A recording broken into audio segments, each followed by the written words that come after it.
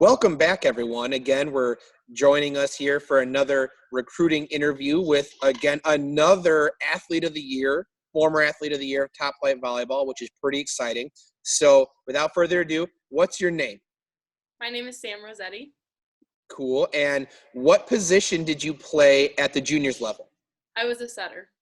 Okay. And when you were with the juniors level, what year did you graduate from high school in Top Flight? 2019, so just last year. Okay. Yeah, not too long ago.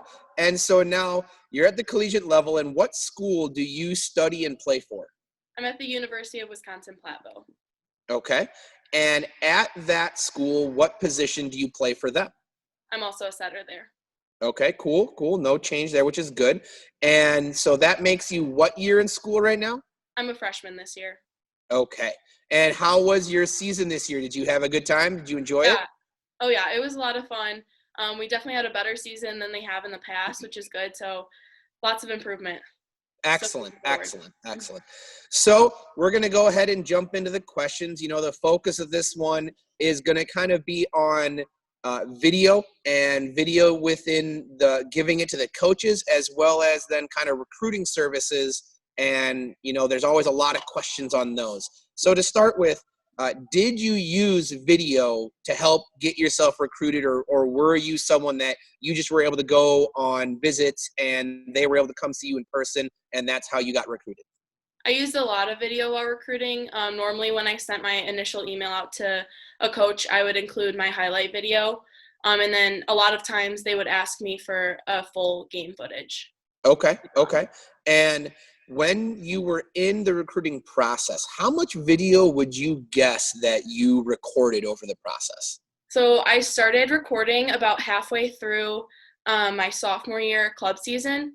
And from then I recorded almost every single game from my sophomore year to my senior year. Okay. So that's a lot of video that you collected over the time.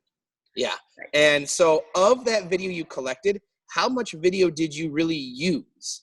So I really didn't use that much video compared to how much I recorded. I used just about 5 minutes worth for a highlight video, and then I would use full game footage. So I would update that as coaches would ask me for full games. I would update that based on like how much I've played since I've last talked to that coach. So Okay. I really didn't use as much as I videoed in general. Sure. And so you kind of addressed what type of videos you made. You know, you said game footage, and then you made highlight videos. So how many videos, at least as highlights, did you make? Did you make just one and that was it? Or did you have multiple throughout the year? I made about 3. So I made one for my sophomore year, one for my junior year, and then one for my senior year. So about Okay. every year I would update it. Okay, cool. And then with the match footage, how frequently did you? I know you mentioned that you updated it based on the last time you spoke to the coach, but would that mean if you went to a tournament and you recorded all 3 or all 4 or all 5 of the matches, that you just put those all on there, or did you pick and choose? Like, how many match videos did you have available? So I had all my matches available based on what my parents were able to record. And then as coaches would like be interested in me, they would ask for full games. So then I would just send them the most recent full game that I had. Okay. And when it came to actual full games, was this like complete raw, unedited film, or did you edit out and maybe send them just a set, or like did you edit out the time between sets or between serves or timeouts or anything like that? So it was almost all raw. I would just cut out the times in between sets. So I sent them all 2 or 3 sets, whatever we had played. And they want to see how you react to like losing a point or winning a point, or how you react to your teammates. And it's not all about your skill. It's more about who you are as a person and how you react to your team. So I completely left that unedited just so that they can see how I reacted with my team in between plays. Okay. And how for you did you get your video over to the coaches? So I would email it mostly. I also put it on my recruiting site, but mostly when they would ask for it, I would just take what I had of the video and then email it to them. Okay. And when you say you'd email it, are you talking you'd attach it as a file, or are you thinking or saying that you'd like send a link that they'd be able to access that video for?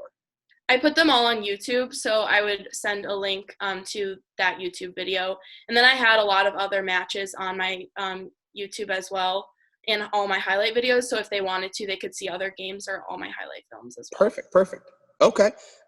So you kind of mentioned a recruiting profile. So I'm going to venture a guess that you're referencing using kind of a recruiting service. So that would be the first question is, did you use a recruiting service during this process? Yes, I use ncsa.org. Okay. And were there anything else, or did you only use one? That was the only one that I used. Okay. Now, with NCSA, I know that they have both a free account version and they have a paid account, and I believe they have different levels of paid account. What were you? Did you use the free account, or did you pay for an account to get additional services? Yeah, so I just used the free one. Okay. And what was really the benefit that you used from that account? Like what was it that you felt was the reason to use that account? So I feel like just having that is, it gives coaches who maybe you haven't reached out to, it gives them kind of the ability to see who you are. And if they have interest in you, they can reach out to you because maybe, I mean, you're not going to hit every single school. You're not going to email every single school. And it just gives coaches a way of seeing you, and you can put your highlight film on there or your full game footage, and just your height, who you are, like a little bio about yourself. You can put that on there, and it's a good way for other coaches to kind of see, and if they're interested, they can reach out to you. So it's just a good way to like have put yourself out there almost. Sure, sure. So it's another online presence. It was able to make you searchable. Now, I know there are multiple recruiting services out there. Did you consider, or are you aware of other recruiting services out there? Yeah, I know my high school, I think, used Max Preps. I didn't really use that much. I know there's a lot of other recruiting programs. That was just the first one that kind of came up, and I was interested in it. It just seemed simple, and it seemed like a lot of athletes were able to get something out of it. So that was the one that I decided to go with. Okay. And with NCSA, I'm aware that they have video editing services available through their site. Are those available through the free version of the site? And did you take advantage of those, or did you edit things on your own? Yeah, so the free version didn't include any video editing, so I did everything on my own. Okay. And what program for you did you use when you edited your videos? I'm not completely sure what it was called. It was, I think, a $3 app on my computer that I used, but Okay. really I could have used a free version. That was just kind of more like high-tech app that I used, but even like just cropping the videos just on your phone or whatever, and then putting them into some free like app that can combine videos, it'll work just as well. Okay. Okay. And so from that, I take it that you don't really feel like people have to invest a lot of money on Right. video editing software to be able to efficiently and effectively create, recruiting videos to send out Mhm. to the coaches. Right. No, you don't need to put any money into it at all, really. And you don't need to pay someone to do that as well. You can just crop it yourself after every game, just kind of look over your film, see what plays maybe you want to put in your highlight film, and just save those, put those to the side so that you can kind of like create your highlight film. Okay. Um, and for you, how much time do you feel like was invested going back through video to try and create the highlight reel? So I did it the hard way. After my sophomore season, my club season, I had saved up half of the year's worth of video, and I didn't start working on it until after it was all done. So that was very stressful. So I put a lot of time into editing that video. It was hours and hours of editing. So I suggest that after every game or every tournament, you go through it right away so that it kind of saves you that time and stress at the end. But it was a lot just because I kind of saved it up for last minute. Sure, sure. And for you, and I understand that everybody's going to be a little different because it's going to be somewhat position specific, but for you, what was it like? Kind of walk us through your highlight video as to what did you put in it? How did you break it down, or how did you break it up? Like, how much time was devoted? How did you create your, or what was the structure of your highlight video? Sure. So for every play that I wanted to add in there, I would add about 3 seconds before and 3 seconds after the play, because coaches like to see your movement to the ball, or just, they really want to see your movement. It's not so much about the skill. So I basically broke my video down into my sets, my serves, defense, and then I had a little bit of serve receive. So I broke it down like that, and then I just kind of I put those in different sections, so that was easy for the coaches to kind of like see exactly what I was doing. Sure, sure. And then did you have any type of intro or outro in terms of providing additional information, tidbits about yourself? Yeah, so I would put the same kind of slide as I did in the beginning as I did at the end. So I basically had my name, my height, my position, my year in school, and then my major interests. Okay, So that's kind of, and then I think I included my jersey number, and then like a picture of myself just for preference. I put sure. that slide for about 5 seconds before the video started, and then about 5 seconds after. Okay, okay, cool. Um, and so looking back now, kind of at the process you went about, do you feel like how you did things was a good way to do things, or do you feel like there was something that, like, if you could have gone back, you would have changed and done a little differently? Yeah, so I touched on it. Obviously, the video, I would have not saved that all for one time. I would have broken that down a little bit earlier. And then I think I would also, just like aside from video and the organization, the NCSA, I would have probably opened my options a little bit more. I think I kind of like I would be interested in a school, but then I was like, I'm not that interested, so I'm just gonna like push it off to the side. I think I would have um, kind of opened my horizons a little bit, and not just went for like this is what I want and this is what I'm gonna go for. I kind of would have um, looked into things that maybe I wasn't as interested in. So like I wasn't very interested in a very small school. So I probably would have looked into those kind of schools a little bit more just because maybe I would like it. Sure, sure. Okay. Okay. Well, you've had a lot of really good information, and you've provided, again, we always seem to find that each of our interviews are able to provide us a little different perspective. And I love on this one because I believe you are the first individual that we've really been able to have a chance to talk about that has given us some insight from your perspective on a recruiting service. So that's awesome.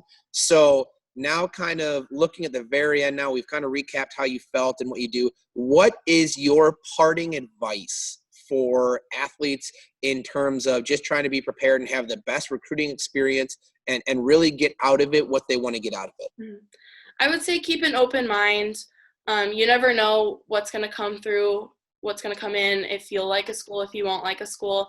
I would say even like keep that open communication with the coaches as well. You want to get out what you want in a school. You have to know what you want in a school, and don't like flow away from that and let anything like kind of change your mind or anything. Sure. I would say just keep an open mind, keep looking at schools, and don't get discouraged when coaches tell you that they're maybe not interested. You're going to get a lot of no's. You're going to hear a lot of people say, oh, maybe we're not interested. Maybe this isn't the fit for you. I say don't get discouraged with that. You're going to find a school that fits you best. Okay. Okay. Great advice. I definitely feel that that's going to be something that people might be unprepared for, having not really experienced that. So that's really good advice. So, okay, everyone, thanks again so much for tuning in and having a chance to listen to the interview with Sam Rossetti, another former athlete of the year from Top Flight. So we're really excited to see what she's had a chance to do, and it's really beneficial to get your take on all this. So we really appreciate you taking the time. Again, Sam, I want to wish you all the best. You're moving into your sophomore year.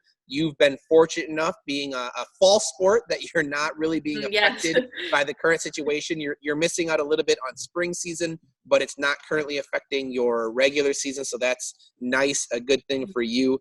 I hope you are able to continue to stay healthy and safe, and that you guys are able to get back in the gym and get back on campus soon and really get at it again, because I know you're really probably excited for that. So again, I want to wish you all the best of luck with that, and we look forward to seeing you accomplish some other great things, all right? Thank you. All right. Thanks, Sam. Have a great one. You too.